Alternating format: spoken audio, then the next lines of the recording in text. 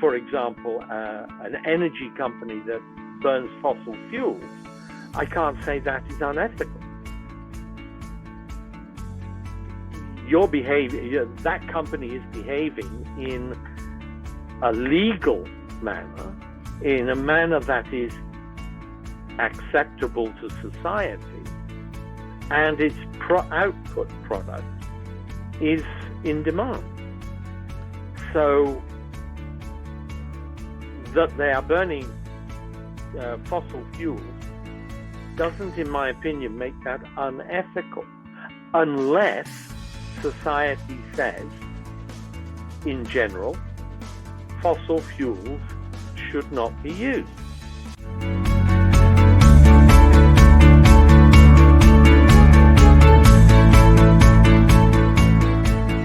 Established a clear link between society and enterprise.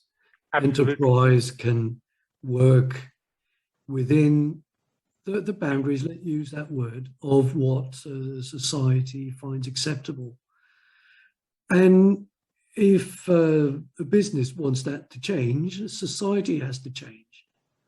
So the question really is, where are we today as a society, and where would we like to go as a society, and how will our enterprises of tomorrow act and be so that they fit within that new design? Well, there, and that leads us into change, of course, there is the crux of the whole issue of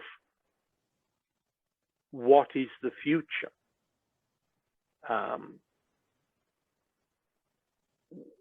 It seems likely to me that people are going to make the behaviors associated with their life different now to what it was. I think we are going to see, this is dangerous ground for any professor to be involved in, but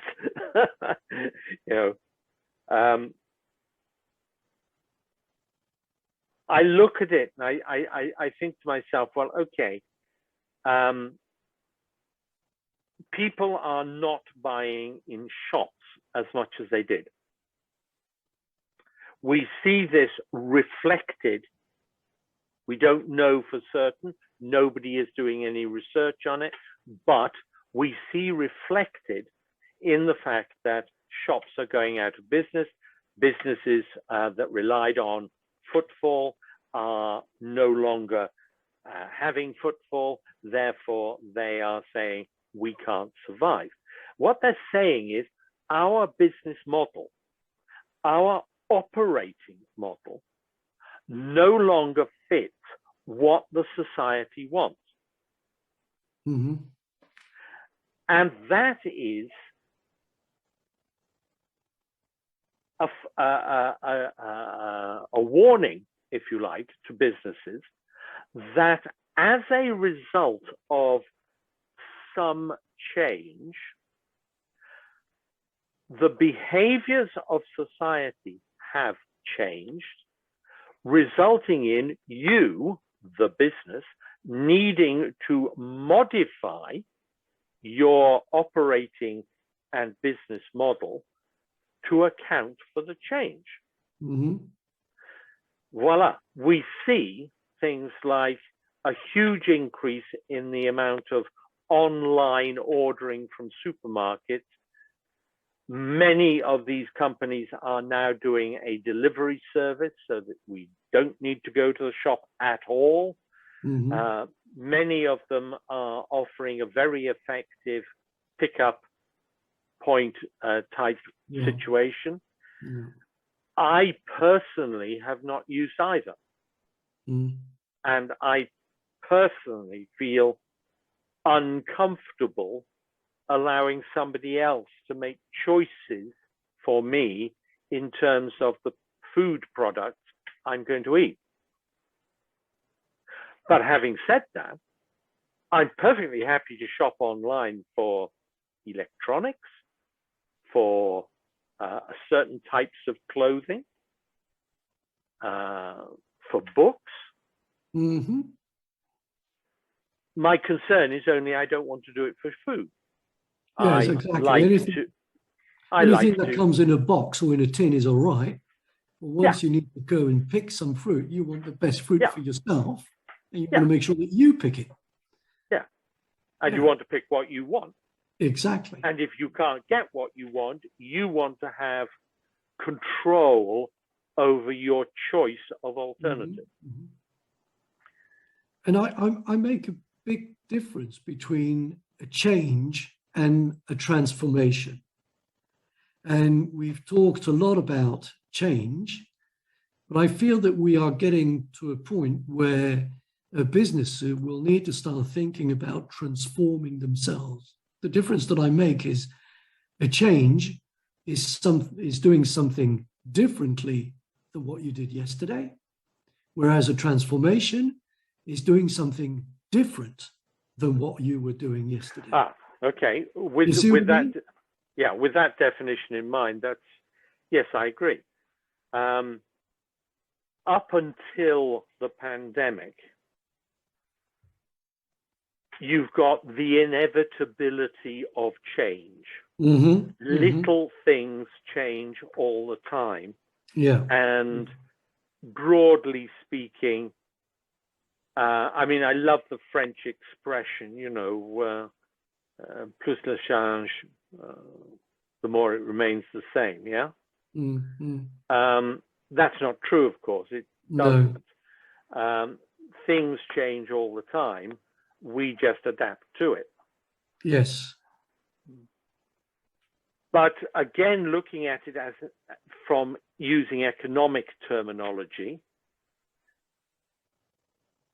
up until the pandemic, it had been the Europe and North America had been driven by what is basically a supply side model. Yes. After the pandemic, or during the pandemic, since it's still going on, we're with a demand side model. The people are saying, this is what we want. And the businesses are saying, yeah, but we're not offering that. So the people are saying, well, tough. Mm-hmm. If you're not going to offer me what I want, I have no reason to buy from you. And here we have some very interesting dynamics coming in, and that's in the dynamics of saving. People, it's thought that the Americans, not known for their saving tendency, are sitting on a cash mountain of about $1 trillion. Mm. $1 trillion more than they had pre-pandemic. Mm. Are they going to suddenly go out and spend it? And the answer is, there doesn't seem to be any evidence that that is going to happen. No. Now, if that's not going to happen, businesses are going to go broke. Yeah. And my view is tough. You should have examined your market. You should understand you, the supply side, do not dominate the market. It is a balance. Even if you are a traditional economist, supply must equal demand. It's a balance. Mm. Now, we've allowed supply side to work. We've allowed them to say, this is what you're going to offer. We've allowed them to say, you want to buy a Model T Ford, you can have any color you like, providing it's black. It's black. Yeah.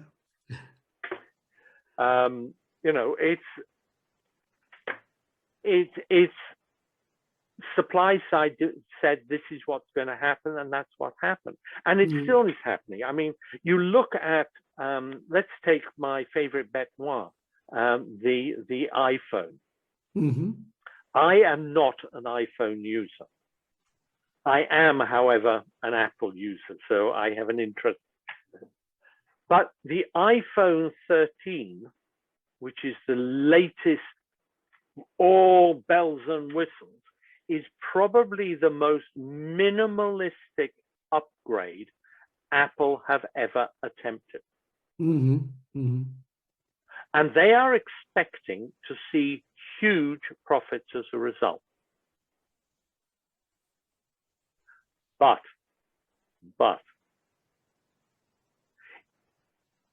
the users of iPhones are not, on the whole, they're not stupid. And they're going to see that the iPhone 13 is not that big an upgrade. Mm-hmm. The camera is not significantly better. Mm-hmm. The capacity, the speed, etc., not significantly better. So why should I give up something I spent $1,000 on, 1,000 euros on, whatever, and buy something else that's going to cost 1,000 euros? Mm-hmm.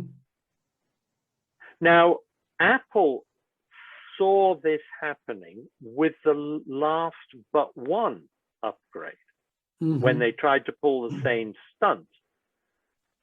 And you'll note probably in the release figures of economic data from Apple, they stopped telling us how many units they sold. Mm-hmm. So we continue to see a nice big climbing curve of revenue. Yes. But if you really dug under the numbers and somehow or other got the numbers, you found that the number of units being shipped was declining significantly and steadily. Mm-hmm. Mm-hmm. People don't need more phones.